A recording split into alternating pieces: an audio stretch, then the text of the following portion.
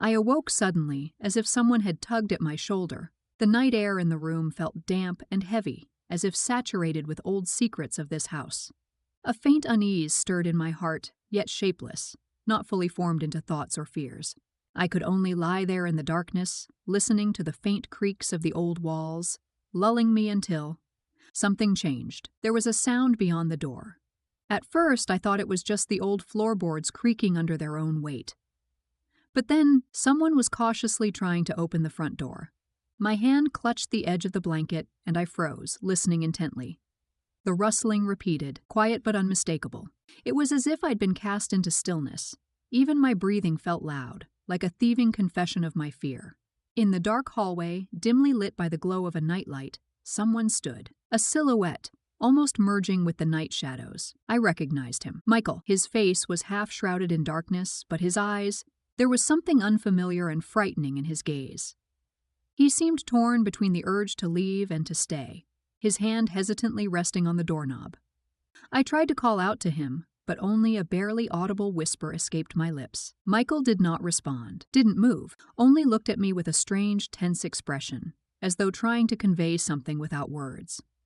Something important, significant. The minutes stretched on as if time itself had stopped. My heart beat faster and faster while he continued to stand there, his gaze unyielding. When I finally mustered the courage to reach out, to somehow summon him, and took an uncertain step, he quietly, almost imperceptibly, like a shadow, stepped back, disappearing behind the door. The sound of his footsteps dissolved into the night's silence, leaving me alone. Alone among these long-forgotten walls, which seemed to have grown foreign over all the years of absence. The morning was gray, as if the sky had chosen to remain silent about what had happened during the night. I woke up late, not to sunlight, but to a light rain drumming on the roof. Everything from last night now seemed like a half-dream. Michael, his gaze, the way he disappeared. Doubts gradually filled my mind. Could it have been just a trick of my imagination? This house, where I hadn't been in so long, and the childhood memories buried deep, but not forgotten, could easily have played a cruel joke on me. I tried to distract myself by taking a walk along the river. There was something calming about the water, and its gentle splashes grounded me back in. The landscape around me seemed unchanged since the days when Michael and I, as children, would explore this place. And then I remembered our hidden spot under the old bridge. Something distant, a forgotten part of my past, seemed to draw me there. There, beneath a layer of damp soil, I found an old tin box where we'd stashed our treasures. It was almost funny, but I couldn't bring myself to touch it right away, as if afraid to shatter something priceless. When I finally opened it, a wave of memories flooded over me. A battered doll missing, an arm, my old diary with its bright pages, Michael's faded notebook filled with scribbles. Something felt so familiar and dear, yet distant, as though these were relics of another time belonging to different people, the children we once were. I leaped through my diary, and each word burned, reminding me of childhood fears and secrets that had seemingly turned to dust long ago. Something is watching us. I read my own shaky handwriting, scrawled after another late-night walk. I remembered how Michael and I would laugh, trying to scare each other by imagining horrors in the darkness. But now it didn't seem amusing. The events of last night surged back to me with full force. At that moment, I realized I couldn't just dismiss the night's vision as a trick of the mind. Something was wrong. I had to see Michael and ask him what had really happened last night. The next day, I headed to the farmer's market, knowing there was a good chance Michael would be there. Every Saturday, bright stalls filled the square near the town hall. The aromas of fresh vegetables, spicy herbs, and baked goods mingled with the loud hum of buyers and vendors, creating a cozy yet bustling atmosphere. I searched for Michael and finally spotted him, standing by a stall with rare plants, absorbed in studying the unusual leaves as if he'd closed himself off from everything around him. I approached, trying to hide my nervousness. He noticed me and smiled warmly, as though the incident last night had never happened. It was disconcerting. I hesitated to bring up what had troubled me all night, but after gathering my thoughts, I cautiously asked, "Michael, were you by any chance at the house last night?" His gaze remained calm, but I detected a hint of tension in his expression, barely human, noticeable, like a light breeze brushing against one's face. Without hesitation, he replied, "No, of course not. Why would I go there at night?" His words sounded convincing, yet something didn't sit right with me. It felt as if there was more hidden beneath his calmness, something he didn't want to wet. Just immediately, he steered the conversation away, pointing out an unusual flower that reminded both of us of our childhood adventures. He spoke about the strange plant, claiming it supposedly had unique properties, and I caught a hint of enthusiasm in his voice, but the enthusiasm seemed feigned. It was as though he was using his words to mask the real answer, steering me away from the truth I could already sense. We stood there among the colorful stalls, the hum of people, and the bright sunlight. And suddenly I felt that something invisible but palpable had come between us. I wanted to look closer, to see past his smile, to understand what exactly had changed, but Michael seemed intent on diverting me from our midnight conversation. Once again engrossed in antique books at a nearby stall, his interest seemed genuine. Yet I saw something else in his eyes.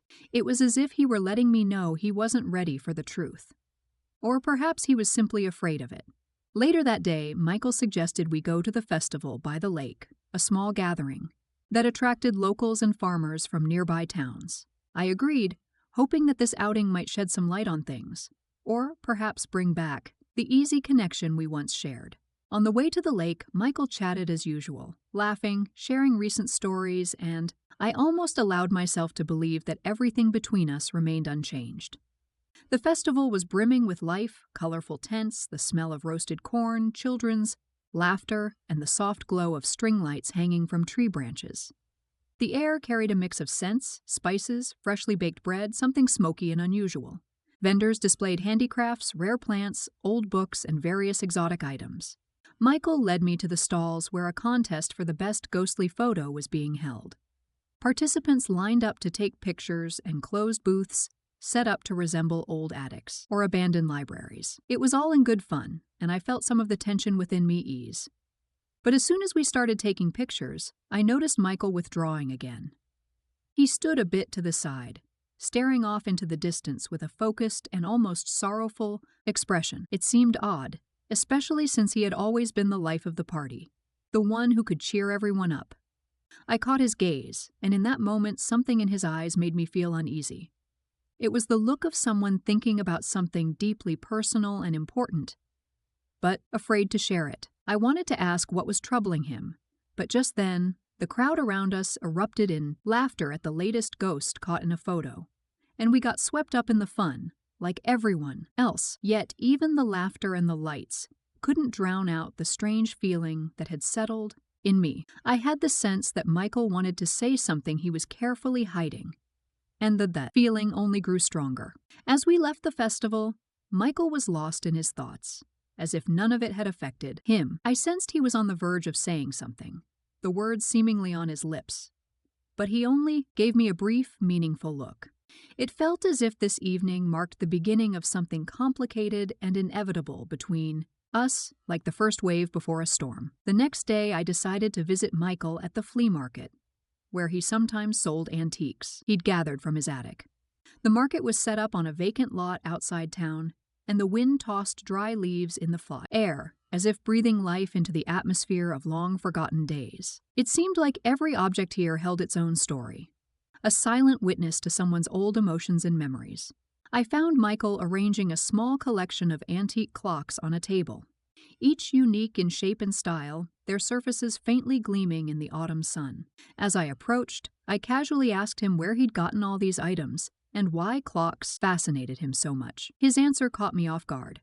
He looked thoughtfully at one of the large bronze models, and almost in a whisper said, "You know, clocks can hold memories of those who own them. It's as if something of them remains within, like a fragment of time, frozen in the mechanism." His words were strange, yet they stirred dormant memories within me. Childhood, our fascination with the mystical, when we were sure that everything around us had a secret life of its own. I watched his hands as he carefully adjusted the clocks, and there was a depth in his gaze I hadn't expected to see from him in a long time. "Do you remember our old hiding spot?" I asked, trying to draw him into conversation. "I found it recently, under the bridge. Everything is still there, as if no time has passed." Michael tensed for a moment, his gaze becoming distant. He didn't respond right away, but eventually gave a slight nod, avoiding my eyes. We had a lot of secrets, didn't we? And maybe some of them never really left. A shiver ran through me at his words, innocent though they appeared. This time he didn't try to avoid the topic. Yet I sensed something more hidden between the lines of his answer. It felt like he was concealing something, and with every glance I became more convinced that his secret wasn't just echoes of the past, but something alive within him now. He quickly changed the subject, beginning to tell me about a rare clock on his table, but I found it hard to focus on his words. I realized that he definitely knew more than he was letting on, and that my questions about the events of that night, his strange gaze, and our encounter at the doorstep had not gone unnoticed. I felt that the truth was close, but it would take patience to wait for the moment he was ready to confess. Late in the evening, Michael unexpectedly suggested we go to the old lookout point, outside town, the very place where we used to spend hours stargazing and watching meteor bazaar. The proposal struck me as strange, almost daring, but I agreed. On the way, he spoke about a new project that had captured his interest for some time, but there was an edge of nervousness in his voice. We both knew we were stalling, skirting around the questions hanging between us since that night, yet neither of us dared to break the fragile balance. When we arrived and sat on the concrete parapet, a thick silence settled around us, broken only by the whisper of the wind and occasional sounds from the forest. The lights of the town glimmered in the distance, seeming like a mirage, unreachable and far away. I turned to Michael, intending to say something, but he spoke first, and I sensed a tension in his voice I hadn't noticed before. "Do you think places can hold memories?" He asked suddenly, not looking at me. His gaze was fixed far off, as if trying to see something beyond the horizon. The question caught me off guard. It sounded almost too personal, as if he were leading me towards something he couldn't or wouldn't say aloud. I stared at him silently, unsure of how to respond. His words seemed to linger in the air, as if the question was not only for me, but also for the place that surrounded us. "I think, yes," I answered carefully, choosing my words. "Some places probably act like sponges, absorbing everything that happens to them. Maybe we leave a part of ourselves behind here when we go." Michael nodded, and in his eyes I glimpsed deep, hidden pain, as if he saw an entire gallery of ghosts from the past who knew him, who knew us both. I didn't know how to continue, how to reach out so he would feel safe enough to share what he had kept inside for so long. Our eyes met, and in his gaze I saw an inexpressible sadness, and at the same time a silent plea. Suddenly, I felt that if he didn't say it aloud now, there would remain something unbearable, insurmountable between us. But he looked away, as if something within him broke, and his voice regained its familiar, restrained tone. We sat there in silence, staring at the darkening sky. I realized that Michael had taken the first step toward opening up his secret. But for now, he had left me standing at its threshold, allowing me only to brush my fingers against its cold surface. In an attempt to ease the tension and distract ourselves, I remembered one of our old pastimes. As teenagers, Michael and I had found a drone with a camera in the attic and turned it into our tool for surveillance. Back then, we joked that it was our spy camera and loved to observe the lives of neighbors or random passers-by strolling through the woods near the lookout point. Recalling this, I noticed a spark in Michael's eyes, a flicker of that lightheartedness I hadn't seen in a long time. He pulled a small drone from his backpack, covered in dust with a few scratched blades, the very same one, our old adventure companion. I couldn't help but smile as he powered it up, and we started watching couples walking along the cliff nearby. It was amusing to observe their awkward poses, their attempts at privacy, and for a moment, I even forgot what had been weighing on me these past few days. But still, there was something in each glance Michael exchanged with me that reminded me something between us had shifted. At one point, I turned toward him and his gaze met mine. This time, his eyes held not only sadness but a kind of determination, something he was barely holding back, almost ready to share. He looked at me as if he was waiting for something, waiting for me to do what? Perhaps he hoped I'd ask him outright, that I'd demand answers, but I froze, unable to break the delicate balance, afraid that any words would shatter the strange connection that had appeared between us in that moment. We continued piloting the drone, but even the game couldn't dispel the sense that something indescribable hung over us like a shadow. The sky slowly darkened as the drone glided back toward us. Watching it land, I felt a mix of anxiety and unspoken longing that I couldn't fully understand. Michael put the drone away, and once again, silence pressed down on us, heavy and laden with something unsaid. I could feel that every look he gave me was filled with something deep and painful. Something he perhaps didn't entirely understand himself. The storm caught us off guard that evening. Rain began suddenly, large drops drumming on the roof of the old shelter by the cliff where we'd taken cover, with flashes of lightning tearing through the darkness. We sat close together, listening to the sound of the rain, while a nearly tangible tension thickened in the air. It felt as if the storm outside mirrored the turmoil building within Michael. He sat still, yet something in his expression had changed. Finally, breaking the oppressive silence, Michael spoke. At first his voice was hesitant, but it gradually grew stronger, tinged with a sense of desperation, as though he had needed to say this for a long time. "You were right," he breathed, not looking at me. "I was at the house that night, but it wasn't just, I don't know how to explain it." He muttered, clutching his head. "I felt for so long that I can't escape these feelings." His words were difficult to grasp, but I sensed an underlying torment. I sat silently, stunned, unable to interrupt as the rain poured endlessly, muffling the sounds of his confession. He continued, as if struggling through a thickness of words. "It's strange, almost unnatural, but I feel something I can't control. These places, these memories, it's all bound to me somehow."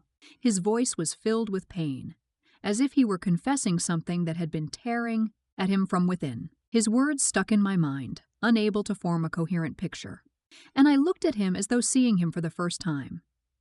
Michael exhaled, dropping his gaze as if expecting judgment.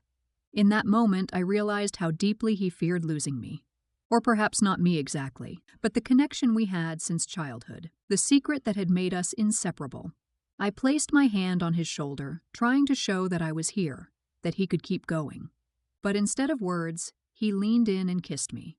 After that night, I couldn't find peace within myself. Michael's words, his confession, and the strange feelings it stirred left me restless. In the days that followed, I wandered through the city, searching for answers no one could provide. I stopped by old bookstores, roamed antique shops, staring at shelves lined with dusty objects, each of them holding its own story. It felt as if these items were whispering the answers I so desperately needed. One day, while passing by a display of vintage cameras and clock mechanisms, I froze, feeling inexplicably drawn to it. Among the dozens of models stood a camera that looked just like the one Michael and I had. As kids, it appeared just as old and scratched, the film inside likely dried up long ago. And in that moment, I realized that between Michael and me, like between me and this camera, there stood an invisible barrier. It was as though there was something between us that belonged to the past. Something that couldn't be brought back. Like a frozen image that couldn't be revived. This realization burned through me, stirring an almost unbearable longing for those days, when everything was simple.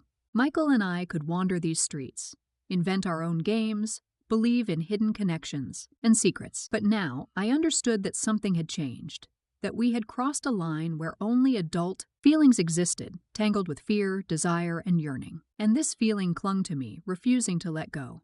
I returned home, feeling as though I had walked through an invisible maze, only to end up at a dead end. Michael and I had been avoiding each other, our conversations growing strained, the air between us heavy with remnants of his confession. I realized I could no longer ignore his feelings or my own. Michael, as if sensing that we both needed an escape, suggested we go to an escape room, hoping to bring back some lightness and distract us from the tension that had been hanging over us for the past week. We chose a theme of an old mansion with secret doors and dark mysteries, thinking that maybe the game would help us feel like our old selves again. Entering the cramped, dimly lit space, I immediately felt a chill, not just physical but psychological, as though the place was mirroring what had been happening between us.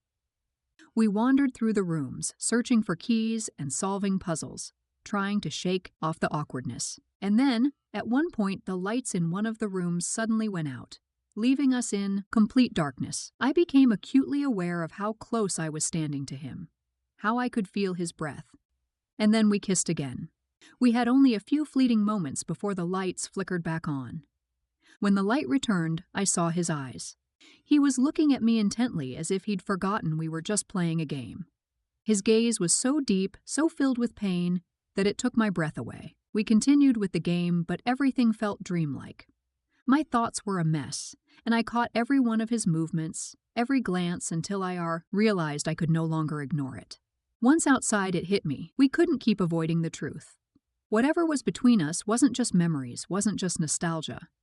It had become something far more complex, like a mosaic that couldn't be pieced together, without acknowledging each part of it fully. Several months passed. I tried to leave behind that whirlwind of emotions and find peace. I even began dating someone new, a kind, dependable person, someone who might have been my fresh start. One day, while sitting on the roof of my house, basking in the warm rays of the sun and breathing in the crisp bottom air, I thought that maybe finally I had found my harmony. Then my phone rang. I looked at the screen and froze. It was Michael. My fingers trembled, and for a moment I considered not answering, leaving everything as it was. But something inside nudged me forward. Maybe that same inexplicable pull that had always bound us together. "Hello," I said, trying to keep my voice neutral. But the note of nervousness in his reply told me he knew. I hadn't been able to forget him. We agreed to meet on the roof of my house, like we used to as kids, sneaking up there to watch the stars and share our dreams. He arrived with that same slightly awkward but determined look. And when we were alone, among the city lights, I saw in his eyes the same deep, unspoken longing I had seen that night during the storm. "I tried to put it all behind me," he said softly, stepping closer. "But I just can't. I can't stop thinking about you. It's more than memories. It's this pull that keeps drawing me back to you, never and over again. And I'm tired of pretending I can just walk away from it." His words awakened everything I had tried so desperately to hide, and I could no longer deny the truth. This feeling, it lived inside me, like a quiet flame, warming and burning at the same time. I looked at him for a long time, into his honest, earnest eyes, and realized I couldn't keep running either. We sat in silence on the roof, but it was a silence that felt full, complete, like a mutual confession. In those months, we had traveled a long path from fear to truth, and this was our new conscious choice. That night on the roof marked the start of a new chapter. We no longer tried to hide behind old memories or fears. We were adults, fully aware that we had found each other not by chance. Years passed since that confession on the rooftop. Life with its routines and events seemed to dull the sharp edges of those intense feelings Michael and I once shared. We remained together, but in a new way, not bound anymore by the past or unspoken fears, but rather accepting each other more calmly and maturely. We were building our own story. But every time I looked back on that night on the rooftop, I felt that something within us had quietly yet profoundly shifted. We moved into a new home, finally leaving behind the old family estate, and that place no longer held us. Our days filled with ordinary things, work, friends, travel.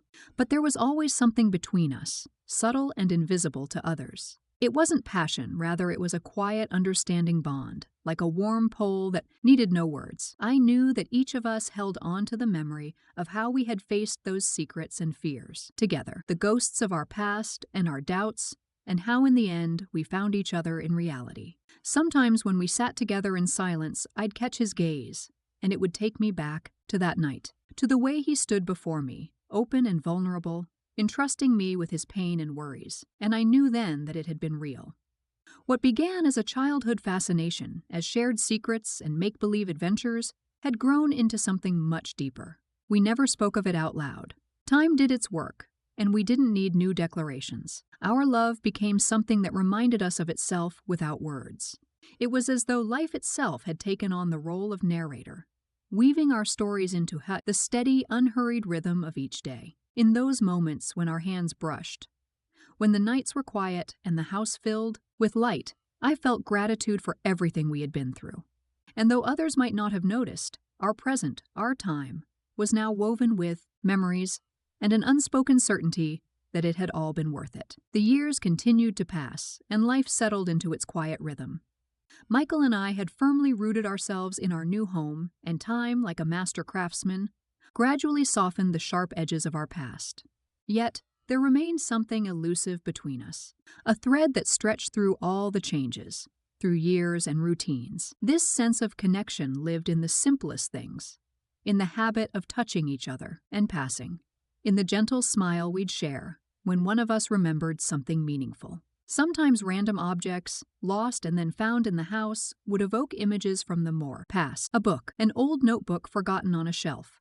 They each stirred shadows of that time, when we were just beginning to learn how to understand each other. Michael never again spoke of that night by the river, of his midnight visit to the abandoned house, or of his confession on the rooftop. We both knew it had become part of our past, but that memory, like a precious gem, was hidden deep within us both, and each glimmer of it had become inseparable from what we had created together.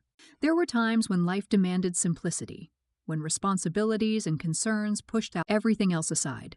But sometimes I'd catch myself looking at Michael, at his profile in the evening light, and I'd be overtaken by that same feeling.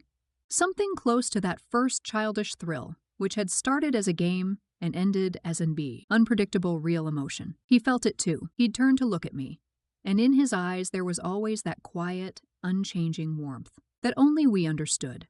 On one of our recent trips, walking along the familiar river, we found the old bridge again, the place where our secret hideout had once been. Stopping, I suddenly felt that this place, this moment, was still alive, that it held our childhood souls, our fears and hopes, like a frozen scene from the past. We stood there in silence, and I felt Michael's hand in mine. "You know," he said softly, as if he'd returned to that distant night, "some moments aren't just memories. They're like those old clocks I once sold. They absorb time and never leave." I nodded, understanding exactly what he meant. The past and present were woven between us, and in every step we took, in every glance we exchanged, in every quiet moment, there was a part of those years when it all began. It was more than just a story. It had become our shared memory, alive in every day we spent together. The years gradually brought Michael and me into a new circle, the circle of family. When our son was born, we both felt as if everything in our past, all the secret hideouts, midnight walks, and heartfelt confessions had only been preparing us for what was beginning now. Our lives filled with new responsibilities, but each time we looked at our child, I saw something familiar in his eyes, as though he carried within him all that bound Michael and me together, all that had withstood the test of time. We settled in a house near the river, the very shore where our story had first begun. Sometimes I felt as if this place held memories of all we'd been through, as if it too had become part of our family. In the evenings, as we put our son to bed, it sometimes seemed to us that he dreamed of the same mysteries and wonders we had once searched for his children. One day, when he was a bit older, we took him to the old bridge under which Michael and I had once hidden our little treasure. He dug excitedly in the dirt, examining each stone with wonder, and I found myself realizing that as parents, we were beginning a new cycle of memories. Our son was a bridge between our past and our future, connecting all our childhood dreams to what lay ahead. He breathed new life into what had seemed finished, and now each day felt like a new chapter, one we were writing together with him.